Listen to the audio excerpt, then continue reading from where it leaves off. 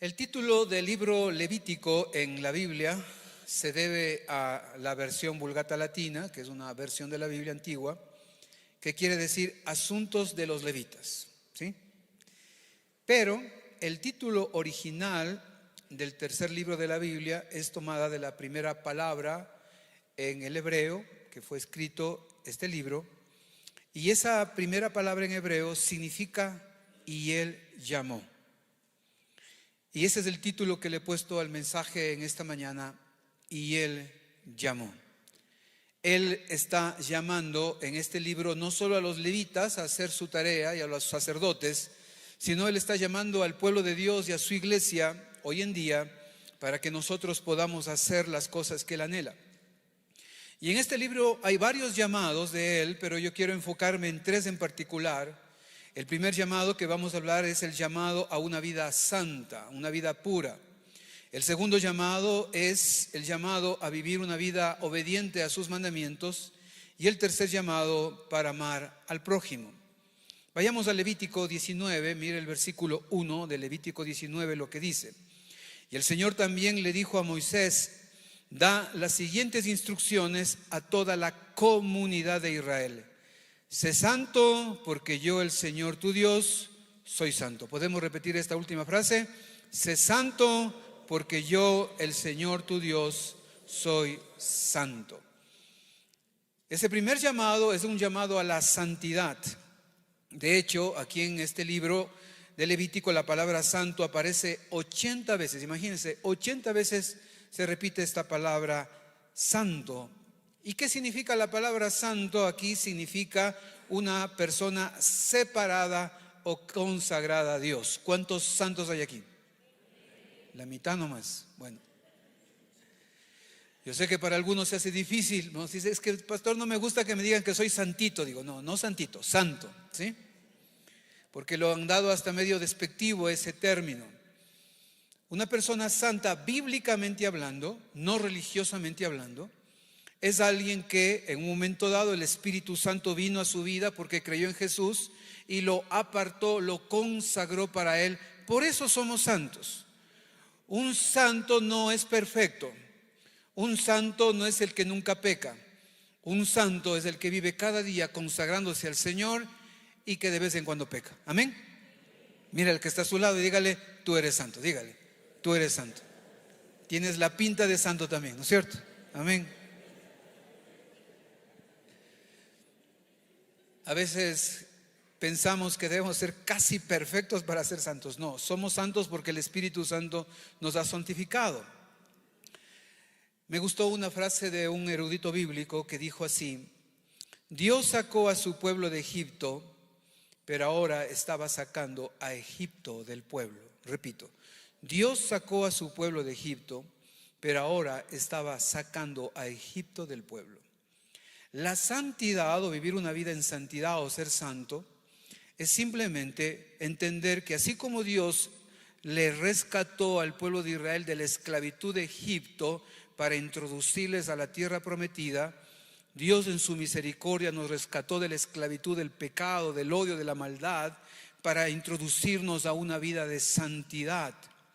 Pero ahora, cuando ya nos ha santificado, el Señor tiene que ayudarnos y nos ayuda a sacar nuestro pasado, a sacar nuestro dolor, ese viejo hombre de nosotros, para consagrarnos más a Él. Cuando Moisés escribe este libro, lo escribe ahí cerca del monte Sinaí, y algún momento le habló en el tabernáculo y en el monte, y le da todas estas enseñanzas en el libro de Levítico. Usted a veces cuando lee este libro, a veces no le gusta mucho porque está ahí los rituales, los sacrificios, las ofrendas y todo eso. Pero todo eso está porque en esa época era la manera de que el pueblo se santifique, vive consagrado al Señor. Pero hoy en día, usted y yo, el Señor nos manda a hacer varias cosas para cada día consagrarnos. ¿Qué cosas que antes hacíamos, que todavía quiere otra vez estar con nosotros, deberíamos sacarla de nosotros para consagrarnos a Dios? Le pregunto. ¿Qué cosas de sus viejos hábitos, de sus viejos pensamientos, de ese viejo hombre, de esas emociones que a lo mejor no le han ayudado. ¿Qué cosas de esas debería apartarlas, quitarles para consagrarse un poquito más a Dios? Cuando usted lo hace, eso se llama santificación. Y quiero detenerme en solo 3 de las tantas que hay. Mire Levítico 19, el versículo 3 lo que dice: cada uno de ustedes tenga gran respeto por su madre y por su padre. ¿Y cuántos dicen amén? Tal vez el pueblo de Israel en esa época no estaba honrando a papá y a mamá, no los respetaba. Lo que hoy pasa tristemente en muchos hogares en el mundo entero, donde hoy los hijos piensan que ellos son los que deciden en su vida, en su pasatiempo y en todo lo que quieren hacer. Y no se han olvidado que mientras vivan bajo la tutela de papá y mamá, están obligados a honrar, respetar y obedecer. Y aún cuando salgan de la casa, debemos seguir honrando y respetando a los padres. ¿Amén? Si ustedes siguen en Egipto, en el modelo del mundo, del pasado, de este sistema del mundo de Egipto, seguiremos pensando que podemos hacer y deshacer con nuestra vida. Pero si el Señor me ha apartado de eso y me consagra al Señor, ahora yo debo honrar y respetar a mi padre y a mi madre, sea que estén viejitos, sea que a lo mejor tengan ideas un poquito lejos de lo que usted piensa, pero usted tiene que honrar a papá, a mamá y obedecerle en el Señor. Amén. Pero la segunda cosa, mire lo que aquí dice Levítico 19:3: y siempre guarden mis días de descanso. Yo soy el Señor, su Dios. ¿Por qué el pueblo de Israel, Dios le puso este mandamiento? Porque imagínense, ellos vivieron como esclavos en Egipto casi 400 años. En un sistema de vida donde al final, sobre todo los últimos siglos, creo yo, la esclavitud en la que ellos estaban obligados a trabajar los 7 días de la semana y vivir de esa manera, año tras año, década tras década, siglo tras siglo, vivir en un concepto que todos los días hay que trabajar, hay que hacerlo, porque para ellos era la muerte si no lo hacían. Cuando el Señor les rescata de Egipto y les introduce a la tierra prometida, y en ese camino les da esta normativa, es necesario que ustedes se paren, descansen y santifiquen un día, lo que llamaban ellos el Sabbat. Para ustedes, su Sabbat es el domingo. Este día ustedes han separado para venir a la casa del Señor, para venir a darle gracias, para adorarle, y es un día en el que usted debe descansar. Para mí, mi Sabbat es el día lunes, porque yo trabajo de martes a domingo, ¿sí? Y yo descanso, yo busco un poquito más del Señor, porque ese es para mí. Y para muchas personas, pero hay que separar un día. Pero ¿qué pasa? El gran problema de las personas es que siguen trabajando los 7 días de la semana y no han descansado un día, no lo han santificado, no lo han consagrado. El día de reposo Dios lo puso para que nosotros le busquemos más a Él, para que nosotros descansemos, nos desconectemos y entendamos que es el día del Señor. Eso es santidad. Aprender a dejar esa vieja costumbre de pensar que por trabajar los 7 días de la semana me va a ir mucho mejor. No, y entender que yo debo separar un día para descansar. Tal vez usted era pastor, pero yo tengo un negocio de los 7 días. Sí, pero puede tener un administrador, un empleado que le haga el trabajo de ese día y usted pues desconéctese y confíe en el Señor. Amén. Iglesia amada, si no separamos y consagramos y santificamos ese día para descansar y buscar de Dios, usted decide cómo hacerlo. O decide hacerlo aquí el domingo, o decide hacerlo en otro lugar que es un poquito más doloroso. Mejor le animo en el Señor. Por eso es importante esto que Dios quiere enseñarnos, y a enseñarnos y meternos. Pero algo más, mira el versículo 4 dice: no pongas tu confianza en ídolos. Iglesia amada, ¿en quién está su confianza? El pueblo de Israel vivió en la cultura egipcia. Ellos tenían decenas de ídolos paganos. El río Nilo era un ídolo. Muchos dioses de la luz, del fuego, de la muerte, animales, las ranas. Por eso las 10 plagas que confrontaban los ídolos de Egipto. Y ellos ponían su confianza en esos ídolos, lamentablemente. Por eso el Señor dice: santifícate, deja esos ídolos y ahora confía en mí. Y le pregunto, ¿en quién confía usted? ¿En Dios? Amén. Hay un nuevo presidente Y hay que orar y bendecir al presidente Noboa, claro que sí. Hay que dar gracias y bendecir a nuestras autoridades, pero nuestra confianza no está en él. El país no va a mejorar por un nuevo presidente. El país va a mejorar por gente santa y consagrada como usted, porque ora y clama y vive de acuerdo a la voluntad del Señor. Amén. Nuestra confianza es el Señor. Pero a veces confiamos en personas, en circunstancias, en cosas, en el trabajo, en nuestra capacidad, y que se convierten en ídolos. El trabajo puede ser un ídolo. Una persona puede ser un ídolo. ¿En quién está su confianza? Ojalá que en Dios. Santificar, mire el versículo 4 dice también: no te hagas imagen de dioses hechos de metal, yo soy el Señor tu Dios. Yo quiero decirle que el Señor es muy claro cuando dice esto. Y si usted todavía tiene un ídolo en su casa, a veces hay ídolos incas, a veces hay ídolos egipcios, a veces hay ídolos de otras religiones que usted le tiene en su casa como adornos. Y Dios dice en su palabra: no tengas eso. Aún más, Éxodo 20 dice: destrúyelo. Nada de eso, de lo que está arriba en el cielo ni debajo de la tierra. ¿Por qué? Porque el Señor es un Dios que dice: yo quiero que tú te santifiques. Y es importante hacerlo. Y si tiene algo de esto, por favor, mejor deséchelo en el nombre de Jesús. Amén. Santidad es importante.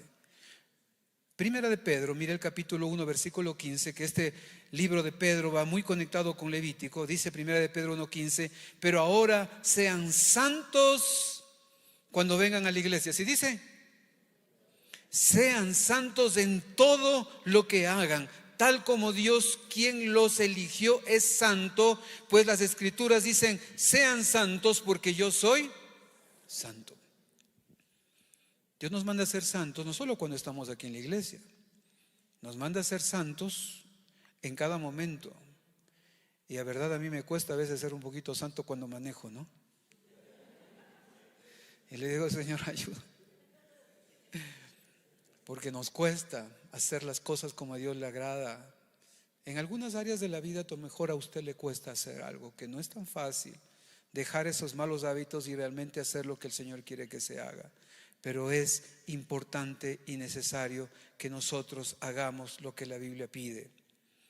Pero el texto, cuando en Levítico 19:2 y en 1 de Pedro 1:16 dice: ¿cuál debe ser mi motivación para ser santos? El texto dice claramente: sed santos. ¿Por qué? Porque yo soy santo, dice el Señor. Usted y yo tenemos que ser santos, no porque una iglesia evangélica o la religión le pide, no porque eso a usted le beneficie. Tenemos que ser principalmente santos porque dice el Señor: porque yo soy santo. Y si yo soy tu Señor y si yo soy tu Dios, tú deberías ser santo, porque yo vivo en santidad y pido que mi pueblo sea un pueblo santo. La santidad, la motivación para vivir en santidad es por Él, para agradarle a Él, para honrarle a Él. Esa es nuestra primer motivación. Sí, también lo hacemos por nosotros, obviamente por todo lo que trae en bendición, pero principalmente lo hacemos porque Dios nos dice: porque yo soy santo. No sé si usted sabía, pero antiguamente, sobre todo la tradición, la primitiva tradición judía o israelita, ¿sabe cómo iniciaba o qué es lo que les enseñaban a los niños pequeños?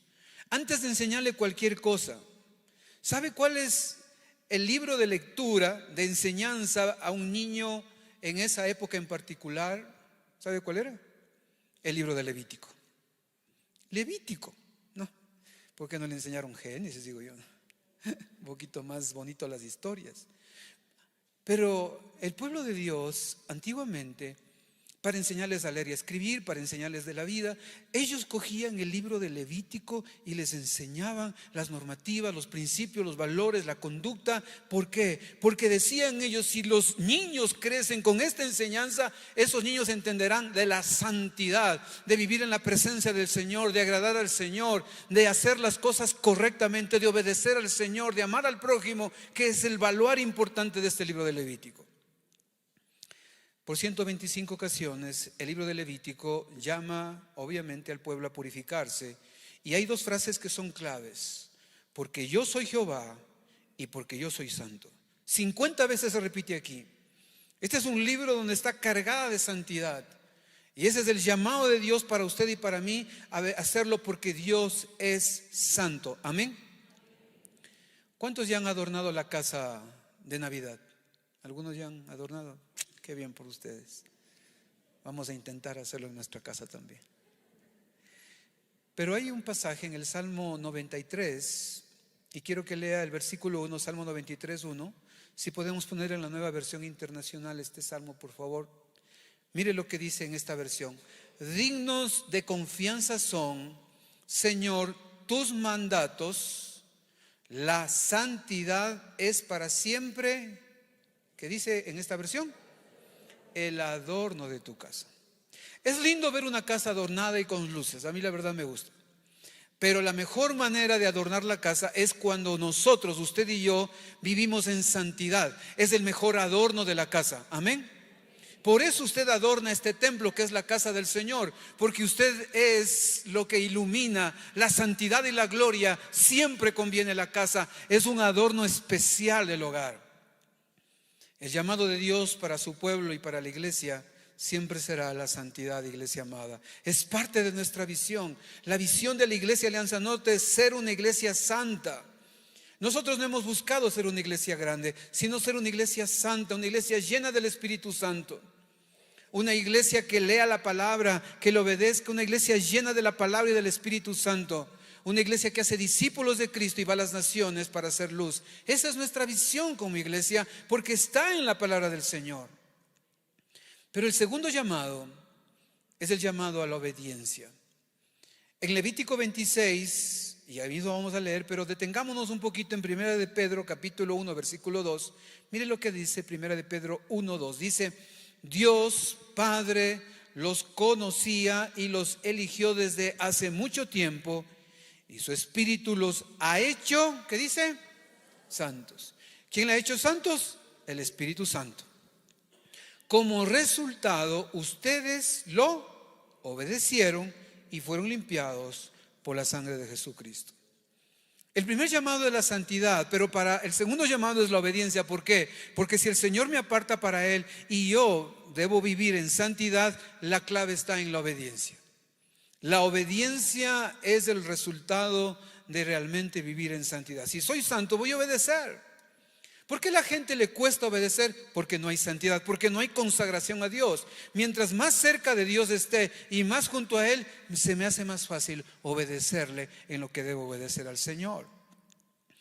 Pero vayamos a Levítico 26. En Levítico 26 es un capítulo hermoso que nos habla de las bendiciones de la obediencia al Señor y también de las maldiciones de la desobediencia, pero eso yo no voy a tocar mucho. Usted le animo a que lea en casa y se dé cuenta de algunas cosas de estas.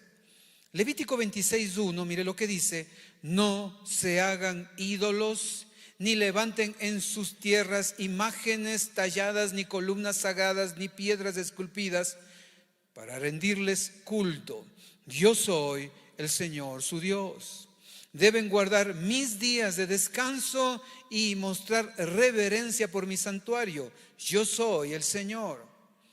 Si siguen mis decretos y se aseguran de obedecer mis mandamientos, y aquí vienen las bendiciones. La primera: les enviaré las lluvias de temporada, entonces la tierra les dará sus cosechas y los árboles del campo producirán su fruto.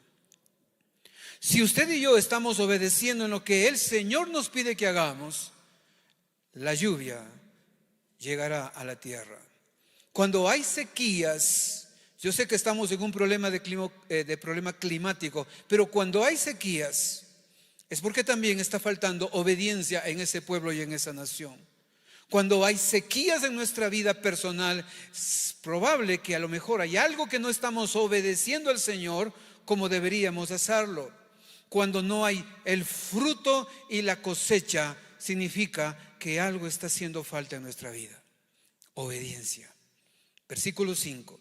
La temporada de la trilla continuará aún después del comienzo de la cosecha de la uva, y la cosecha de la uva continuará aún después de la temporada de la siembra del grano. Comerán hasta saciarse y vivirán en seguridad dentro de su tierra. ¿Cuántos quieren vivir en seguridad dentro de su casa? Según la Biblia, la clave de la seguridad está en la obediencia. Cuando vivimos obedeciendo al Señor, la obediencia es protección. A veces los hijos dicen, pero papá, ¿por qué me pones estos límites de llegar a esta hora, no? Y a veces hay padres que le dicen, bueno, hijito, puedes llegar a las 2 de la mañana. Le digo, bueno, no está bien, ¿no? Cada uno, digo yo, ¿no? Pero los padres te ponen límites de llegar a la casa. Los padres te ponen ciertas normativas, no porque son malos, no porque quieres que tú sufras, que te vaya mal. Es porque te aman y te quieren proteger, porque quieren darte protección. Las normativas de papá y mamá son protectivas. Son para cuidarles, son porque les amamos. Así como Dios pone normativas, nos pone protecciones, los mandamientos es para no encasillarnos en una religión, sino para decirnos, yo te amo y quiero que tú estés protegido. Si tú obedeces mis mandamientos, estás protegido. Por eso que cuando ustedes hijos desobedecen a papá y a mamá, hay consecuencias. ¿Sí? Ustedes saben, ya se quedaron calladitos, ¿no? Pero la verdad que yo quiero decirles que es necesario obedecer y entender que la bendición es que Dios nos da. Mira el versículo 6, dice, les dará paz en la tierra y podrán dormir sin temor alguno. ¿Cuántos quieren paz? Y a veces algunos dicen, bueno, pastor, yo sé orar, en paz me acostaré y asimismo dormiré, porque solo tú me haces vivir confiado. Dice, pero pastor, no me duermo, dice. Y repetí como 5 veces el versículo. Le digo, lo que pasa es que el texto, detente en el versículo, en paz me acostaré. ¿Te estás acostando en paz? ¿O te sigues peleado con o el que está al lado, ¿no? Y no le ve al que está al lado, ¿no? ¿Has entregado tu trabajo y tus preocupaciones a Dios? No va a dormir en paz si usted se acuesta sin paz, pues. No va a descansar en paz si no confía en ese Dios. Cuando el texto está hablando, cuando yo obedezco a mi Dios, cuando hago lo correcto, Dios me dice que perdone al que me ofende y le perdono. Dios me dice que venga a Él, los trabajados y cargados le entrego. Entonces tendremos la paz, la fortaleza para poder dormir en medio de situaciones no fáciles. Porque usted y yo hemos pasado por situaciones no fáciles, y usted sabe, personales, económicas, de salud, matrimoniales, situaciones laborales que no han sido fáciles y que nos quieren robar la paz. Pero ahí es cuando uno debe decir, Señor, yo voy a obedecerte. Tú me mandas en tu palabra que tengo que ir delante de ti. Tú me dices que yo perdone, voy a perdonar. Tú me dices que haga esto, yo lo voy a hacer, porque yo quiero acostarme en paz y dormir en paz para confiar cada día más en ti. Amén. ¿Qué otra bendición está en la obediencia? Mire el versículo 9, dice, los miraré con agrado. Me gustó esta frase, los miraré con agrado. Qué hermoso, qué bendición es que el Señor, a medida que mira mi obediencia, me ve con agrado. Versículo 10 dice, tendrán tal abundancia de cosechas que será necesario deshacerse del grano viejo para que haya lugar para la nueva cosecha. ¿Cuántos quisieran esto en su familia? Hermosa esta bendición. Versículo 11, viviré entre ustedes y no los despreciaré, caminaré entre ustedes, seré su Dios y ustedes serán mi pueblo. Saben, para mí una de las cosas más hermosas es saber que Dios está caminando en medio de nosotros, en mi casa, en la iglesia, Él está ahí. Qué tremenda bendición. Un hombre, una mujer, una familia de obediencia al Señor. La presencia del Señor está contigo, te acompaña. Él está siempre ahí para bendecirte, guiarte, protegerte. La presencia poderosa del Señor. Estoy con ustedes. Y el 13, mire lo que dice este 13. Yo soy el Señor su Dios, quien los sacó de la tierra de Egipto para que ya no fueran esclavos. Yo quebré de su yugo el yugo de la esclavitud, a fin de que puedan caminar con la cabeza en alto. La obediencia al Señor destruye ese yugo que te está esclavizando. Yo no sé qué le está esclavizando, pero si hay algo que a usted le está esclavizando, algún pasatiempo, alguna práctica, alguna persona, algún pecado, algunas relaciones no correctas, si algo le esclaviza, que le aleja del Señor, A la medida de que usted le obedece en lo que el Señor le ha pedido que obedezca, yo quiero decirle que ese yugo de esclavitud será quitado. Amén. Y le pregunto, ¿qué es lo que el Señor le ha pedido que haga en estos días? Sí, los mandamientos del Señor, le ha pedido algunas cosas, pero algo específico para usted. ¿Qué le ha pedido a usted, esposo, que haga con su esposa? ¿Cuántos esposos hay aquí? Levanten su mano. Para usted y para mí como esposos, ¿qué nos ha pedido? Porque Dios le habla en su conciencia, Dios le habla en su palabra. Pero eso que le ha pedido, ¿lo hemos hecho? Si Dios le ha dicho, trátale mejor, dale cariño, atiéndele, ¿no es cierto? ¿Lo estamos haciendo? O a la esposa, le ha dicho a usted que haga con su esposo, que lo respete, que lo valore, que diga algo bueno. Lo ha hecho. Eso es obediencia al Señor. No solo se trata de obedecer los 10 mandamientos y punto. Se trata de obedecer lo que el Espíritu Santo a usted le pone en la conciencia, en su corazón, le muestra en la palabra y le dice, esto espero de ti. Padres, ¿qué es lo que el Señor nos está pidiendo que hagamos con los hijos? Hijos, ¿qué le están pidiendo que hagan con sus padres? A veces nosotros, el Señor nos dice que hagamos cosas con nuestros padres, sean que estén en casa o fuera de casa. Y si nosotros no lo hacemos, no está bien. La pregunta es, ¿qué es lo que el Señor le está pidiendo que haga con sus hermanos? Con el dinero que el Señor le ha dado, con los dones y talentos, con la empresa o el trabajo, con su cuerpo. ¿Qué es lo que el Señor le ha pedido que haga con su cuerpo? Porque a veces nosotros no siempre nos detenemos en cosas que a veces son muy profundas en nosotros. Y yo quiero animarle a usted que siempre recuerde que el Señor le está pidiendo que haga algo por el bien de usted, porque la santidad conviene a su casa, porque las bendiciones de la obediencia son extremadamente poderosas y las maldiciones son terribles. En su casa lea hoy, mañana o en esta semana, lea este capítulo de Levítico 26. Y yo solo quiero decirle algo.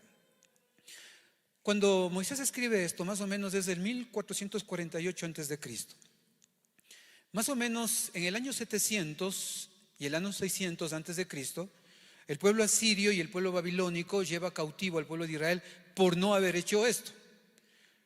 Dios les dijo, y usted va a leer luego todas las maldiciones que ha venido. Todas las maldiciones que están en ese capítulo se cumplió tristemente en el pueblo de Israel por su desobediencia. ¿Sabe cuántos años ha pasado para que nuevamente vengan las bendiciones de la obediencia en el pueblo de Israel?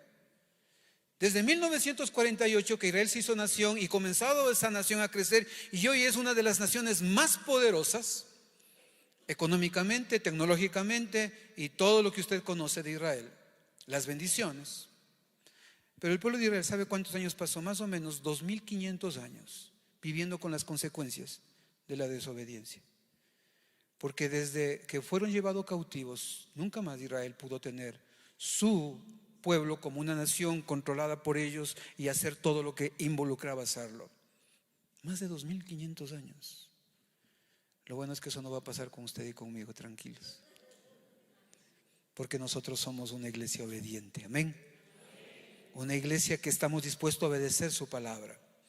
Y termino con el último llamado, el llamado a amar al prójimo. Mire Levítico 19:18. Dice, no busques vengarte ni guardar rencor contra tus hermanos israelitas, sino ama a tu prójimo como a ti mismo. El segundo y más grande mandamiento es este, amar al prójimo como a uno mismo. Usted lo puede encontrar en Mateo 7:12 y en muchos otros pasajes. Pero lo interesante de este pasaje aquí es que, mire Levítico 19:11, es que aquí hay algunas cosas que nos pide el Señor como una evidencia de que realmente amamos al prójimo. Y el prójimo es el próximo. Mira el que está a su lado, dígale, tú eres mi prójimo. A ti te tengo que amar. Y si está un hermanito que no le conoce, dígale, no te conozco, pero a ti también te tengo que amar. Porque tú eres mi próximo. Cuando le preguntaban a Jesús, y Señor, ¿y quién es mi prójimo? ¿Se acuerdan? Lo que el Señor le decía es tu próximo, el que está cerca tuyo. El de la tienda, el vecino, el del taxi, el del trabajo, el empleado. Este es tu prójimo, el que está cerca tuyo. A ese tienes que hacer esto, que es Levítico 19:11. Si yo amo a mi prójimo, la primera cosa que dice aquí en el verso 11, no robes, no se engañen ni se estafen unos a otros. No podemos robarle. Si yo lo amo, no lo voy a robar porque lo amo. Si yo tomo algo que no me pertenece, ¿le estoy haciendo daño a mi prójimo? Claro que sí. Si nosotros amáramos al prójimo, no habría robos. ¿Por qué la gente roba? Porque no ama al prójimo, obviamente, y no tiene temor de Dios. Se estafan unos a otros. Hacen cosas que no son correctas. Se meten al chulco o prestan al chulco y hacen cosas. El chulco es pecado porque presta a intereses de usura y no es correcto. Y si usted está metido en el chulco, pida perdón y dígale: Señor, ayúdame a pagar eso y salirme de eso, porque eso no es correcto y no le trae bendición. Amén. Versículo 13 dice: no defraudes ni le robes a tu prójimo, ni retengas hasta el día siguiente el salario de tus obreros contratados. Si amo a mi prójimo, que es mi empleado, tengo que pagar el sueldo que nos hemos comprometido y tengo que pagar en el día que hay que pagar. Amén. Y si no tiene, diga: sabes que espérame unos días, pero hable. Dios nos está mandando: si yo amo a mi prójimo, que también son mis empleados, que también son mis trabajadores, tengo que pagarle el sueldo digno. Y si usted es un trabajador y su jefe no le paga, ore y bendígale a su jefe para que le pague. Amén.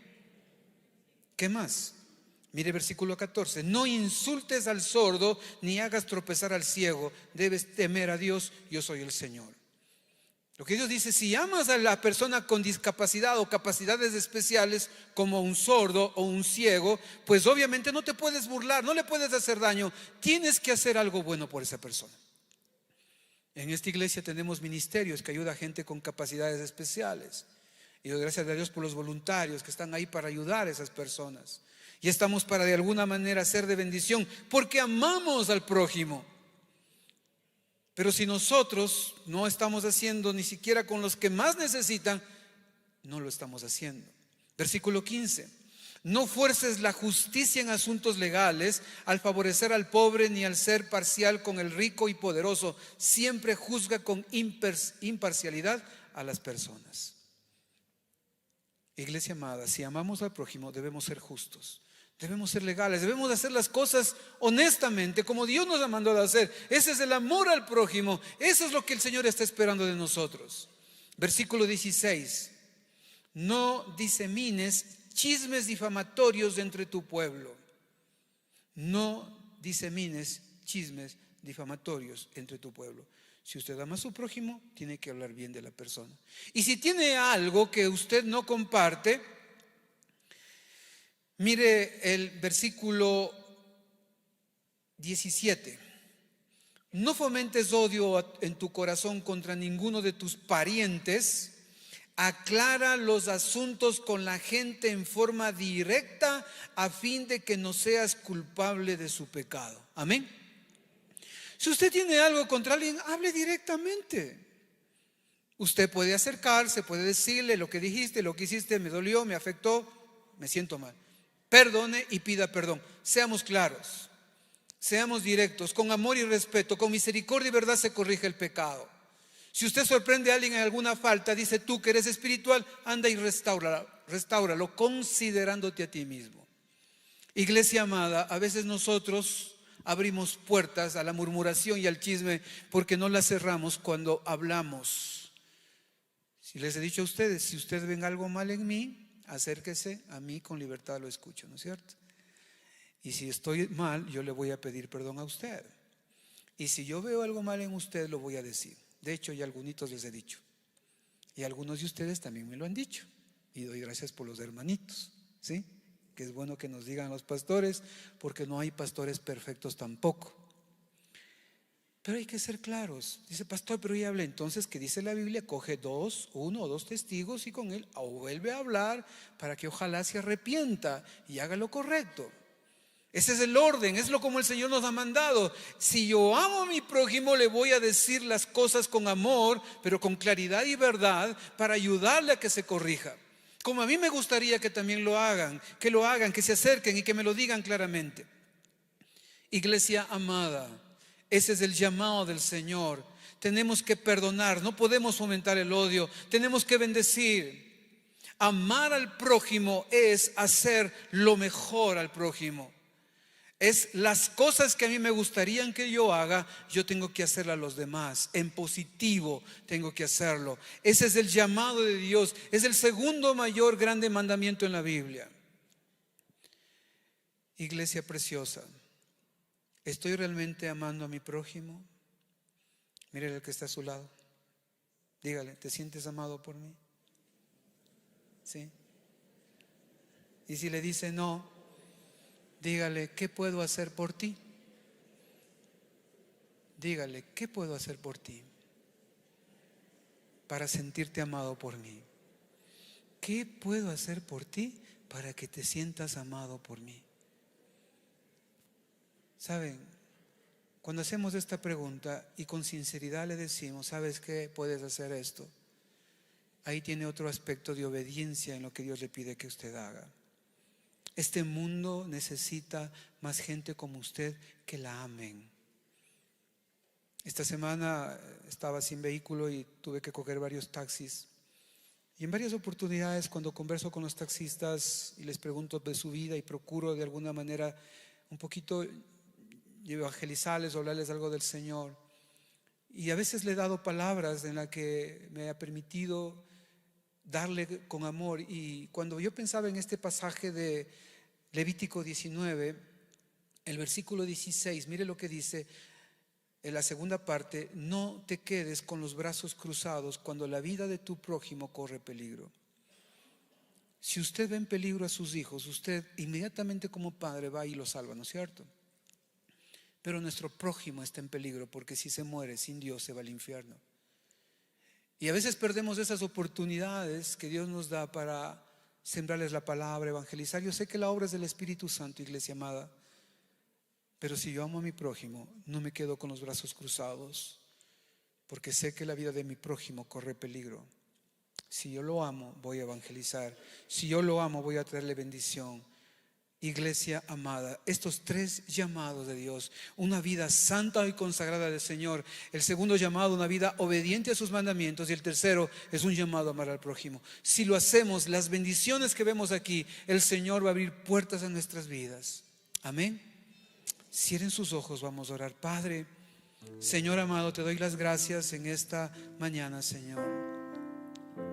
Gracias por tu palabra. Perdónanos si no estamos amando a nuestro prójimo, a las personas que están más cerca nuestro, Señor.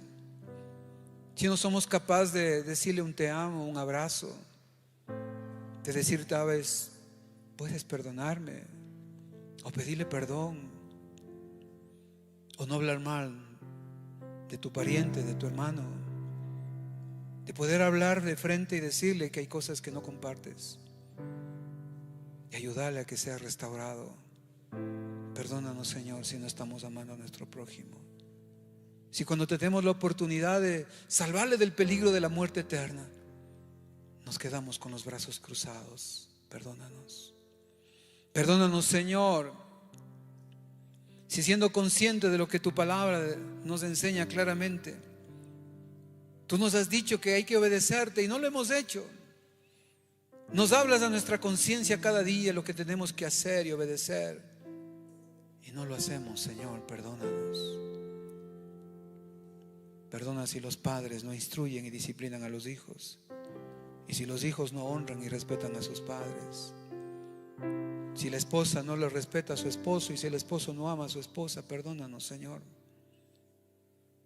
Perdónanos si no damos lo que es justo al trabajador, si no hacemos las cosas con honestidad, si no te damos a ti lo que debemos darte, Señor. Perdónanos. Perdónanos, Señor, si no consagramos esas áreas de nuestra vida que seguimos en Egipto esclavizados. Perdónanos, porque queremos seguir en Egipto, en el mundo, en el pasado, en el viejo hombre. Y Dios cada día dice: yo te he apartado para mí. Iglesia, este es su tiempo para que usted ahí delante de Dios le diga: Señor, Espíritu Santo, santifica esa área, consagre esa área para ti, consagre esa vida, consagre lo que el Señor le ha dado para él. Santifíquese. mientras oramos, amigo, amiga, si usted hoy está aquí y quiere realmente vivir una vida en bendición, el Espíritu Santo quiere entrar a su vida para apartarlo, ayudarlo y que viva una vida en obediencia. Ahí donde usted se encuentra, dígale de todo corazón: Señor, perdóname por mi pecado. Dígale: perdóname. Yo creo en ti, Jesús, que has muerto y resucitado. Ven a mi vida ahora, Señor. Gracias. Y ahí donde usted se encuentra, el Señor está entrando a su vida. Y usted que ha orado y que le ha entregado su vida a Jesús, yo le invito que levante su mano si usted le está entregando su vida a Jesús. Y hoy, que el Señor te bendiga. Si hay alguien más que ha hecho esta oración entregándole su vida a Jesús, levante su mano, permítame orar por usted. Que el Señor le bendiga, que el Señor les bendiga. Tengan levantada su mano, que el Señor te bendiga. Un ratito, tengan levantada su mano. Señor, yo bendigo a estos hombres y mujeres, a estos niños y adultos, Señor, a estas personas que están delante de ti diciendo: sí, yo te estoy entregando mi vida a ti, Señor. Señor, tócalos. Señor, obra. Señor, santifícalos. Señor, derrama de tu amor y de tu gracia. Gracias porque tu sangre los limpia, Señor. Y ahora son santos, consagrados a ti. Ayúdalos a vivir cada día más cerca de ti, Señor. Puede bajar su mano. Iglesia, si usted hoy quiere consagrarse al Señor, quiere tomar la decisión y seguir el llamado de Dios que le está haciendo a la santidad, a la obediencia y amar al prójimo, si usted quiere consagrarse un poquito más, póngase de pie y vamos, mientras cantamos esta alabanza al Señor, usted puede decirle: Señor, yo consagro esta área de mi vida, yo consagro mi carácter, Señor, yo consagro mi familia, Señor, quiero ser un adorno para tu casa, quiero ser esa luz, Señor, quiero ver tu gloria en mi vida, Padre. Santifique, consagre, diga al Espíritu Santo: ¿qué quieres que yo haga? Muéstrame, Señor. Creo en ti, Jesús, lo que harás en mí. Creo en ti, Jesús, lo que harás en mí, en mí, en mí.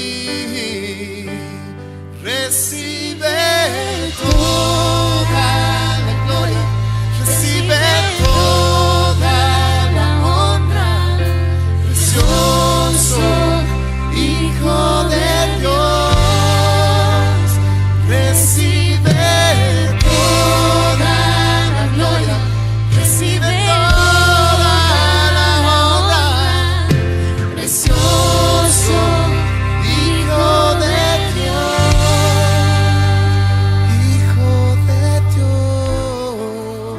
Señor, en esta mañana te damos a ti toda la gloria, Jesús, por la obra que tú haces en nosotros, por santificarnos, por consagrarnos más a ti, Señor.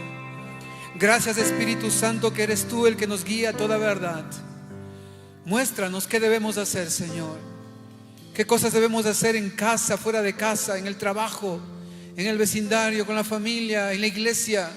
¿Qué quieres que yo haga, Señor? Muéstranos cada día.